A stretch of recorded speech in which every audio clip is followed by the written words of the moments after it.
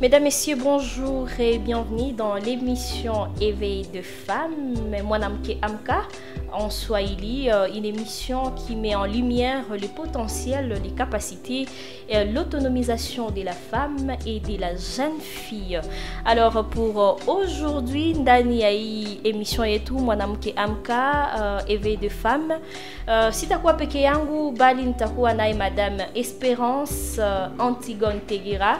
C'est une femme entrepreneur mwenye anaevrea hapa muvili ya Goma que tutaweza kumdécouvrir kwa siku ya leo ndani ya Éveil de femmes. Comme vous le savez tous bien, hii emission yetu iko na parti tatu, na ndani ya parti ya kwanza tutaweza kuongelea portrait ya mwalikwa wetu wa siku ya leo, mais aussi tutaweza kuongelea kazi gani ambayo anafanya ndani ya entrepreneuriat juu ya autonomisation yake, mais aussi kwa mwisho tutakuwa na partie ya éducation ama information.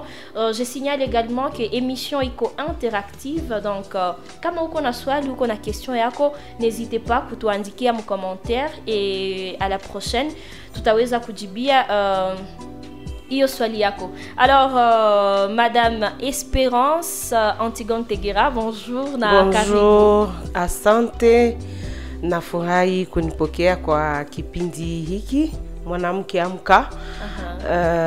Vraiment c'est un plaisir. Aksanti sana. Alors pour aujourd'hui tumekualika ndani ya émission Éveil de femmes.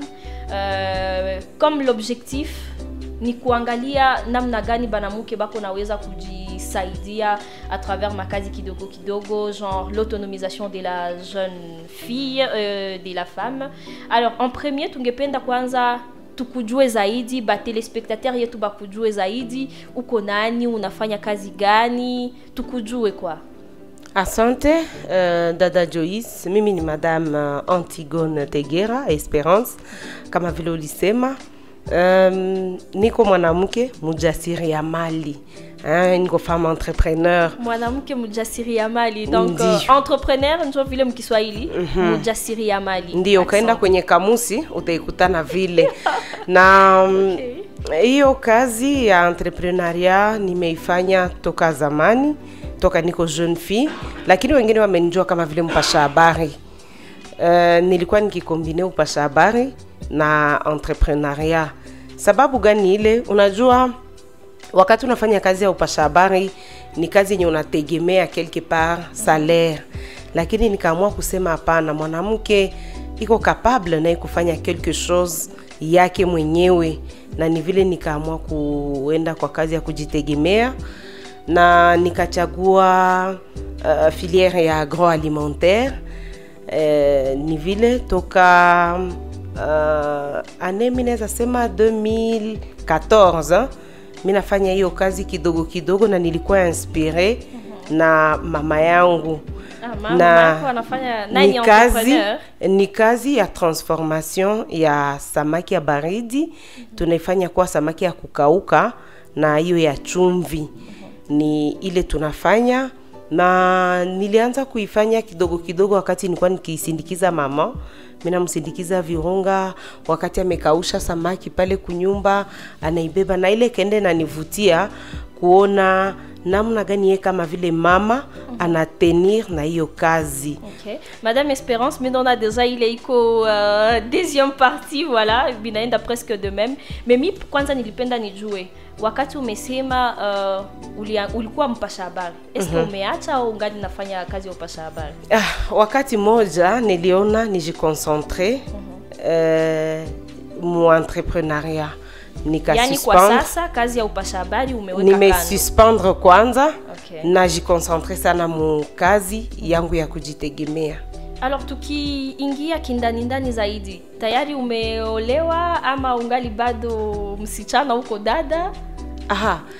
Mimi nimeolewa, niko mama ya watoto watatu. Nimeolewa toka 2014, 2013. Yani baada ya kuolewa ukaanza entrepreneuria mu 2014? Oui, nikaanza ku entreprendre mu 2014. Hapo nilikuwa nikikombine na upasha habari, lakini wakati ule nilikuwa nikifanya kama vile kazi ya ambayo nilikuwa sitilie valeur.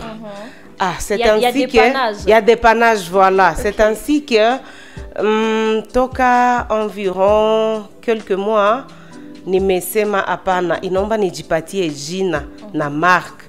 C'est ainsi que organisation yetu ni Juhudi Kazi Service.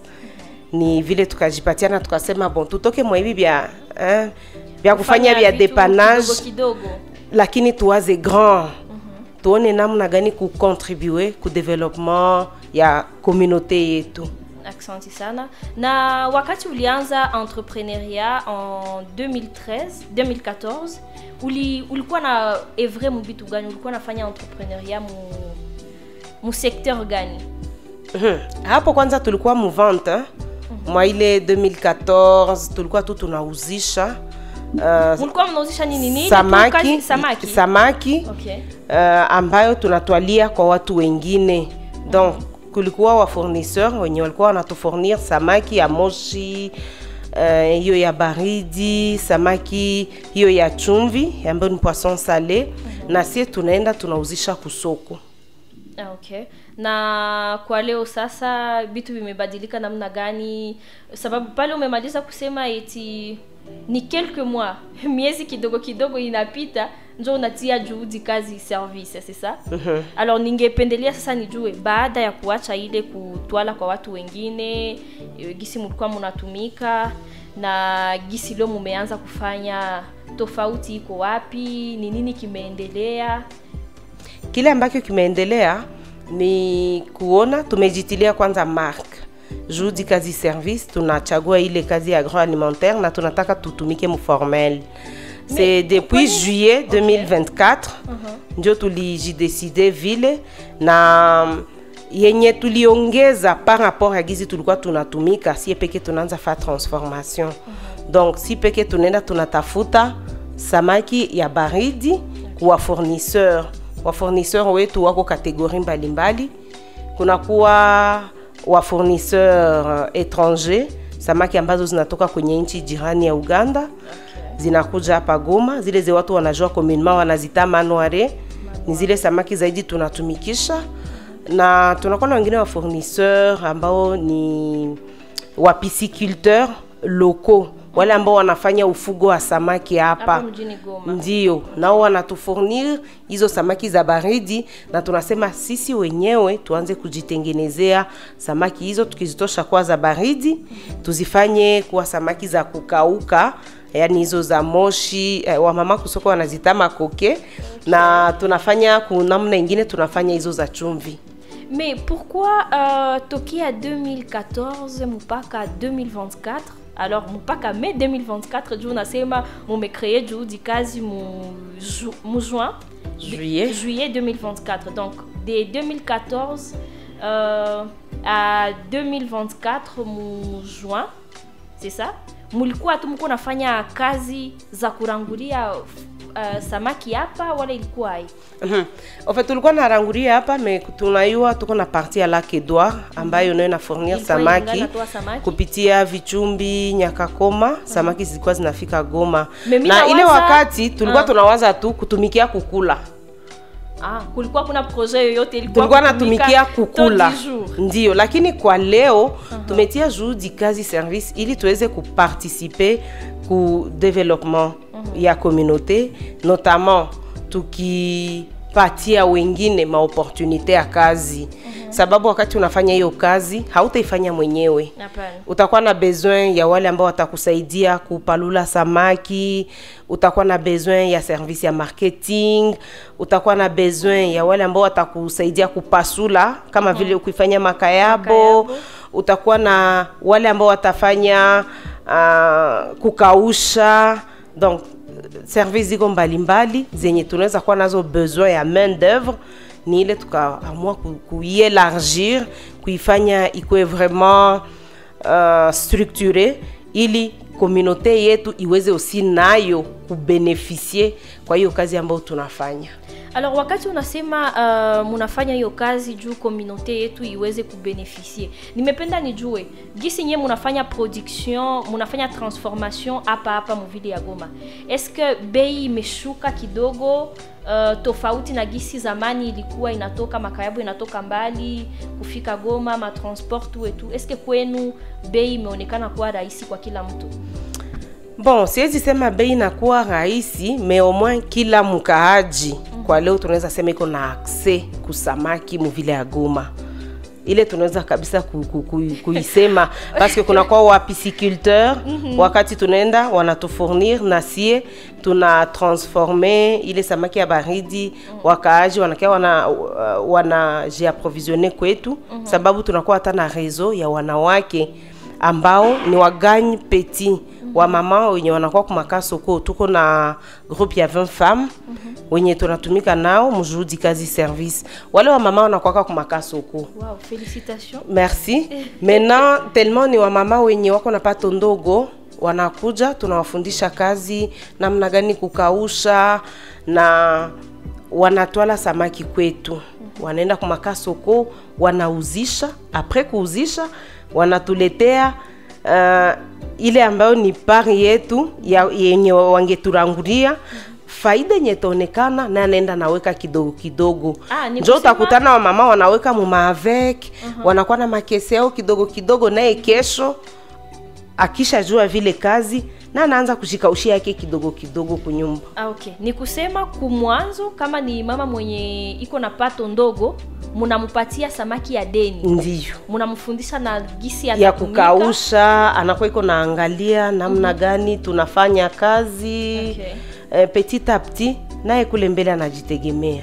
Na eske pale munawezaka kupana dele ya kusema bon tunakupatia marchandise uende uzishe lakini sivuke wiki mbili na hauya rudisha au wae? Ndiyo, inaomba kupana dele. Kama upane dele sino mtu ataenda na disparaître.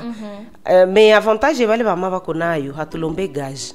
Donc hata mwambia c'est non je tutumike na weye utulete television yako au tulete kikwembe yako hapana. Okay. Tunawapatia kitu ya montant kidogo ya kumupermettre aiekule mbio mbio.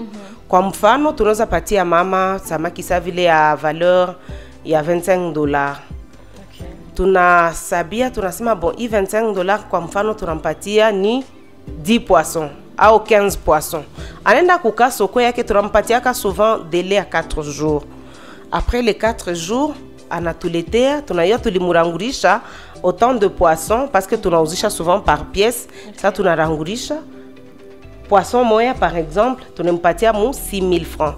Yani zaenda sur le marché anepana ku 7000 francs, 7500, 10,000, ça dépend na yeye sasa. Mais yeye sasa takia turudishia ile yetu ambayo tulimpatia ku gros. Alors wakati unasema munarangurisha par exemple poisson moya ku 6000 francs. Est-ce que ile bei unaona ni bei yenye ina facilité kabisa kila mtu oti akule kusamaki ya juhudi kazi service? Vraiment tunaona ina facilité. Comment? Parce que nasie tuna fixé bei par rapport ya ma indicateur fulani. Kuna kuwaka kwanza wakati moya accès ku produit yenye ni samaki ya baridi. Kama accès iko facile, tuseme wapisciculteur walikomalisha samaki tashuka. Mais ça kuna kwa carence samaki tapanda. Mais aussi difficultés zingine leo ziko lié ku problème ya dépreciation ya ya nani ya monnaie yetu.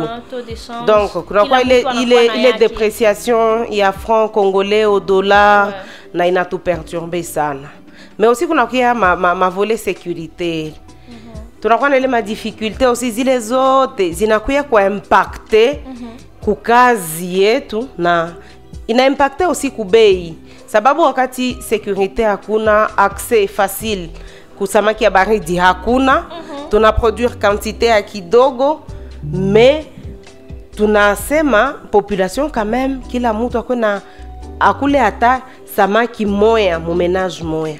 Mais comment est-ce que situation sécuritaire inakuya impacter kazi yenu pendant que ulisema muko na ba fournisseur hapa ku niveau ya ville mais aussi depuis l'Ouganda muko na ba fournisseur manji aziko wazi. Comment est-ce que situation sécuritaire inabagusa? Oui, situation sécuritaire inatugusa parce que unaona wakati vita inakuya.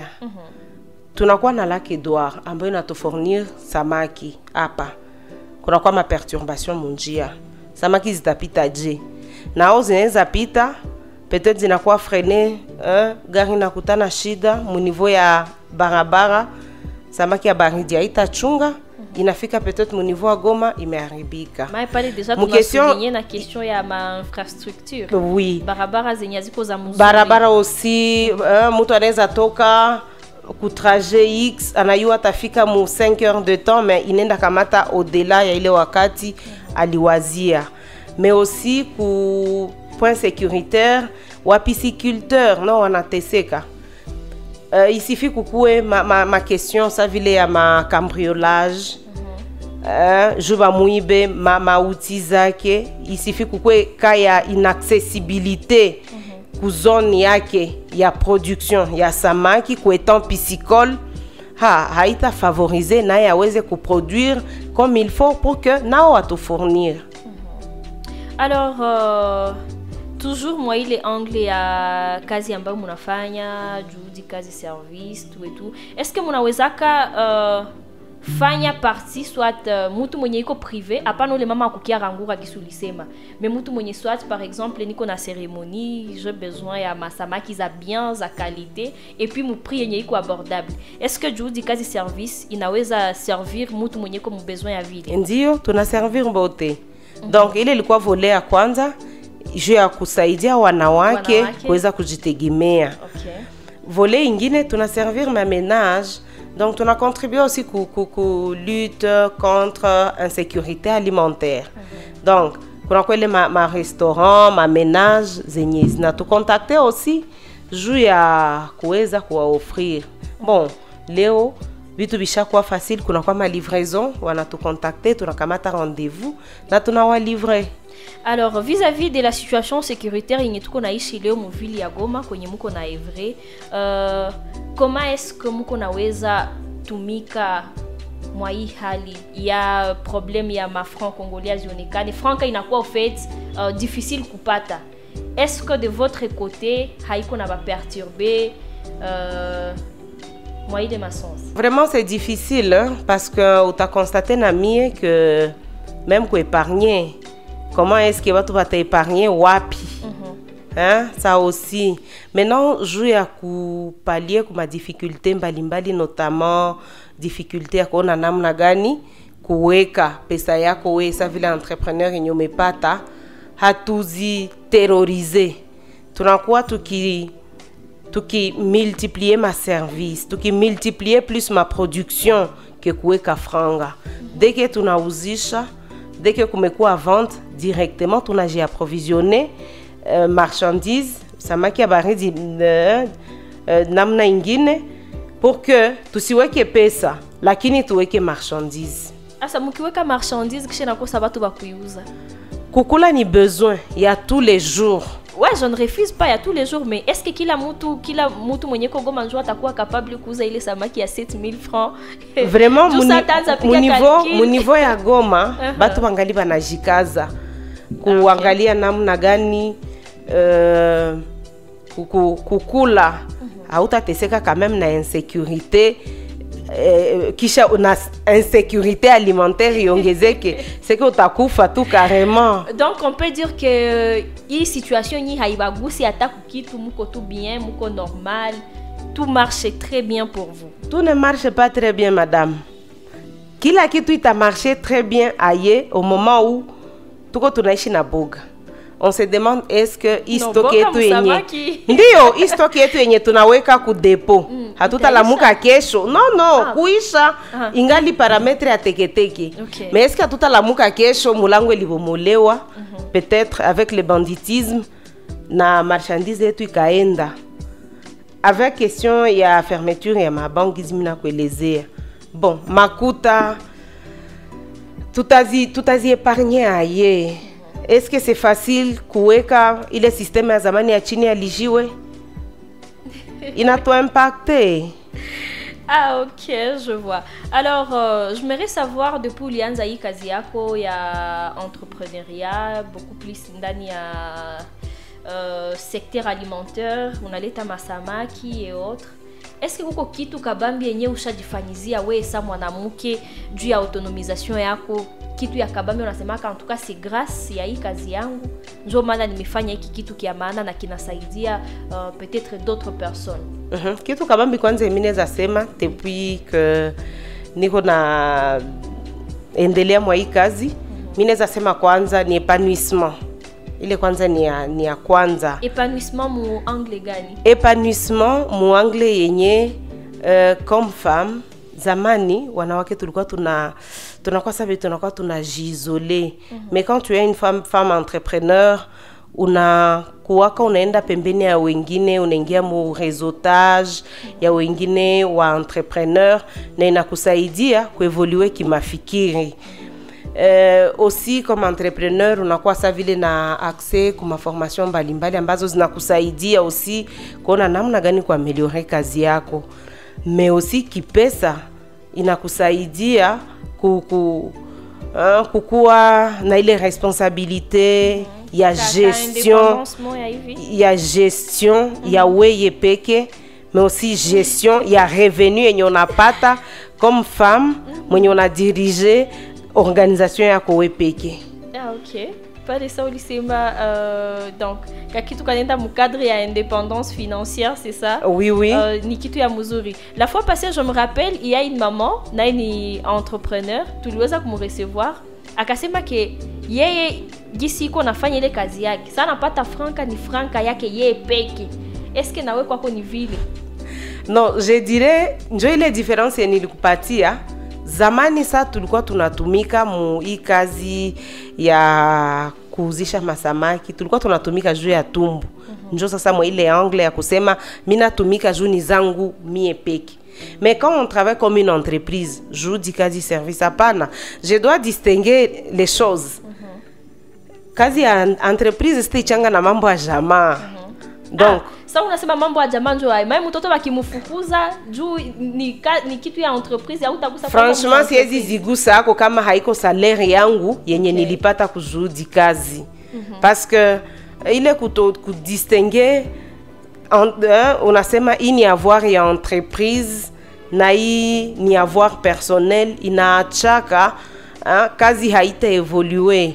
Unakuwa unatumika bila vision za kuélargir ma activité. Unakuwa unaona tout ça vile unatumikia kiako, et pourtant uko na personnel yenye nakusaidia, uko na main d'œuvre yenye unapaswa recourir hako, ni ma dépense zenye unapaswa kuangaje mu entreprise. Mais sasa ukishakuwa unauzisha weye sa msimamizi wa entreprise unakula, wale wengine utawakamata en charge namna gani? Je suis indépendante, hapa mimi nakula. Hapana. Donc dans l'entrepreneuriat, il faut savoir distinguer le privé et le professionnel, comme il les a sema vile. Ça c'est une partie de l'éducation. Nous a déjà begine venye ni ba entrepreneur, mais wako déjà na ma entreprise. Bana retenir quelque chose parler. J'aimerais savoir, il y a combien de femmes mon entreprise il y a du quasi service? Bon, actuellement, mon jour du quasi service, nous sommes 3 femmes et 2 hommes. 3 femmes et 2 hommes. Na les 3 femmes je na assuré personnel yote ou comment? Parce que au début il signalait qu'il y a 2 femmes, ben on a collaboré nabo. Donc ce sont des collaborateurs externes. Alors balé batu ya marketing, il y a du quasi service, tout et tout. Bon, en fait, balé ni batu benye tunatola occasionnellement. On a eu dans l'entrepreneuriat il faut tout baser ça sur les entrées. Hauta kamata mutu pour un contrat mensuel et que peut-être mensuellement hazikuingia. Ou soit uko na contrat mensuel et que il est mwezi, par exemple ça kulikuwa ma incident ya ma vita, batu bali suspendre ma activité. Mais comme uko na contrat anasabia ke non niko salarié zangu ziko naingia. Maintenant je yakona namna gani tusi abuser na na main d'œuvre ya batu, mais aussi na si tulemeye tunatumika mu façon ile 5 personnes ni personnel yenye mineza sema iko régulier, mais bale bengine tunabakamata main d'œuvre occasionnelle. Tunaweza kusema ça vile ba journalier. Ça tu li produire, tunayua tuko na besoin tuta recourir ku autant de personnes wenye watatusaidia kupalula, autant de personnes watatusaidia kupasula, autant de personnes watatusaidia kufa salage, ainsi de suite. Autant de personnes benye après production watatusaidia ku marketing, autant de personnes wenye watatusaidia kufanya distribution. Na kila mtu tunapatana selon tâche yenye ulifournir kujudi kazi, tunakupatia rémunération yako. D'accord. Alors, il nous reste que quelques 7 minutes ici. Je tumalize émission yetu éveil des femmes, mwanamke amka. Alors, si on peut parler de l'éducation économique. Utuambie kidogo comment est-ce que wewe uko naweza gérer kwanza entreprise yako hizi masiku pendant que la situation reste préoccupante. Kila mtu kunasema analia huku, wengine banalia huku, ba masomo banalia, ba kuuzisha banalia, bapato ndongo, bapato kubwa bote banalia. Education yako économique iko namna gani hizi masiku? Bon, mimi naweza sema education économique ni kujikaza kusurmonter ma défis. Les défis existent. Défis zinakuwaka toujours partout. Hauwezi fanya kazi yenye takosa mashida. Shida ziko mingi zenye nilikuenumere pale mbele. Lakini ya kwanza tunaeseye ya kwanza mie kunivoa judi kazi kuséparer ma dépense personnelle na dépense za entreprise. Ile ni ya kwanza yenye tunafanya. Na tunakuwa tukifanya budget. Tunafanya état de besoin, tunajua entreprise pour le moment demande iko autant, c'est que il faut tout offrir, tout équilibrer offre na demande. Tunafanya budget, tunayua ok, tusibakie mu carence malgré les difficultés, mais acha tu produire le minimum yenye client katafuta marchandise kujudi, tusimwambie haiko. On a essayé de surmonter vile parce que ces derniers temps aussi clientèle haiko facile. Ça gizuneza y constater batu banalia crise, mtu anaangalia hey ndauza samaki ya 6000 francs. Ile 6000 francs mbona uko bishogoro ya 1000 francs. Kuko chonga siwe mama anafanya calcul ya murefu. Mais tuna essayé kujouer aussi kubukubwa ya masamaki. Bon, tunasema hatuta nasie tafuta tu ile ya bei yenye iko yulu. Tunaeseye kuchanga mabei. Bon, mwenye takuwa na 5000 francs aweze apate samaki. Donc, c'est un peu ça. Tunaeseye kuona namna gani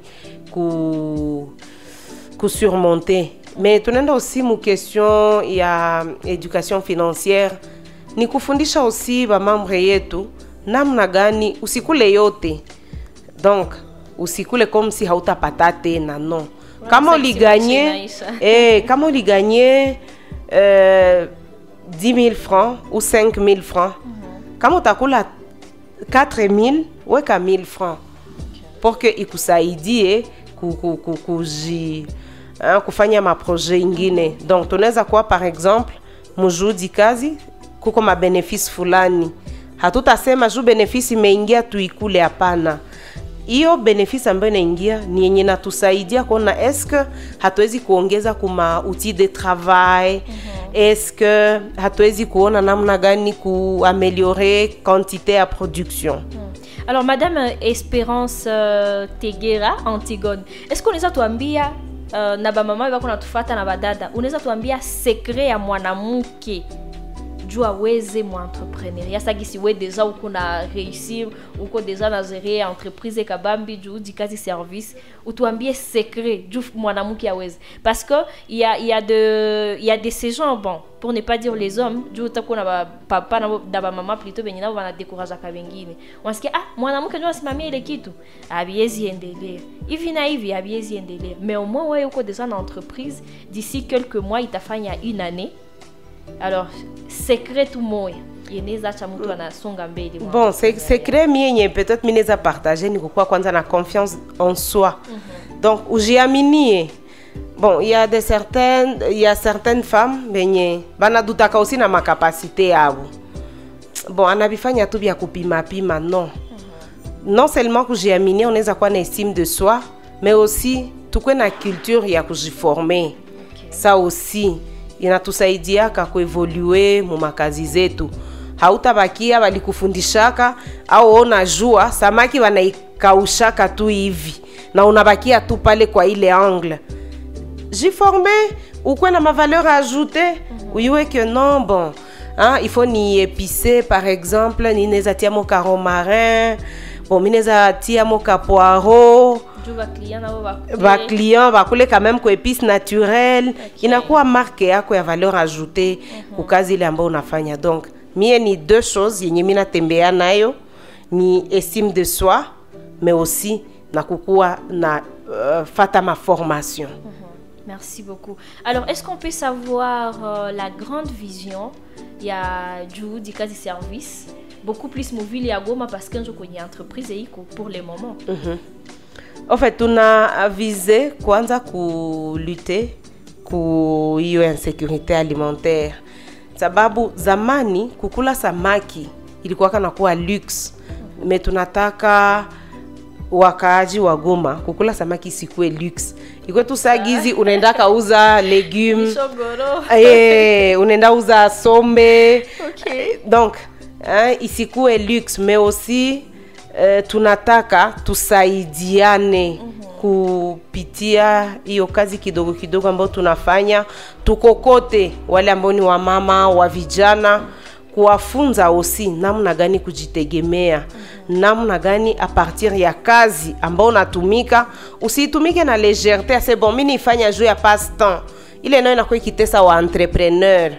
Mtu anaweza fungula pano yake anakuwa anauzisha pale sambusa, mimi anakuambia mimi navifanyia juu tu, hakuna vya kufa. Voilà, kazi yako kushikamata wewe peke mentalement unasema mimi navifanya juu tu, c'est que hautakuwa na ma vision za mbali, hauta évoluer, utakuwa kwa tunavifanya ya bon biishi. Ok. Alors, Madame Espérance, peut-être pour finir, si vous avez un message yote kubale ba mama jusqu'à présent banga na Zara ou kazi gisu na maliza soulever pale habaya kuwa na ile mental ya kusema non je peux faire quelque chose na bita marché na mina songa mbele. Un petit message pour finir. Bon, peut-être c'est pas petit mais je voudrais aussi solliciter l'accompagnement aussi de nos maris. Je remercie moi personnellement d'abord mon mari qui m'accompagne dans la lutte. Parfois avec les difficultés et on a rencontré comme entrepreneuriat, on a tendance à baisser les bras kusema iko sasa sitabiweza acha nibiachie hapa. Mais quand tu as un mari fort anakusaidia kukuremonter moral. Donc mwanamke hawezake ye peke bila mwanaume pembeni. Donc tunapaswa tu kusaidiana parce que en tant que femme mariée siwezi biweza mie peke kama mwanaume wangu aniapuye, sino itakuwa ni stress sur stress. Ndaenda peut-être kusortir niende kufa formation telle part et que sina ile bénédiction mwanaume akuaccompagner na sema vraiment ma femme vas-y.